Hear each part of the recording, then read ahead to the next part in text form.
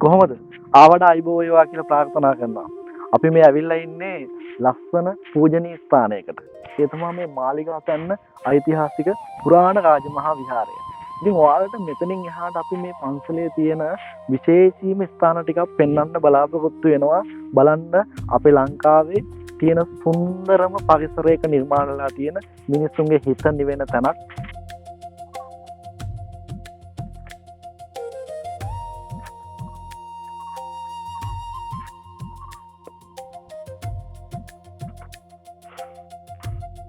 හරියන්නේ ඉන්න යන්න මාලිගා කන්ද තරණය කරන්න ඕනේ. මේ තරණය කරනක වගේ අපි යන් උඩ තියෙනවා තව ලස්සන තැන් බලන්න. මෙහෙම යමු අපි උඩට. එන්න.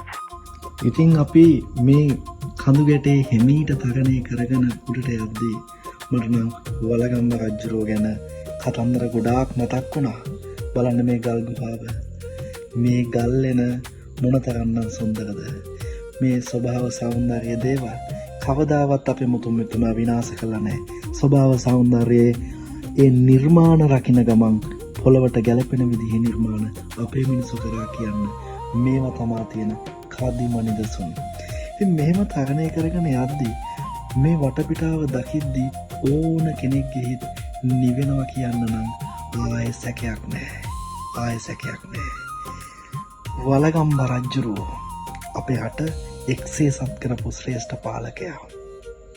සද්ධාතිස්සගේ බාලම පුතා රට එක්සේ සත් කරලා රට නැවතත් ගොඩනගපු ඒ උතුම් පින්වන්ත පාලකයා.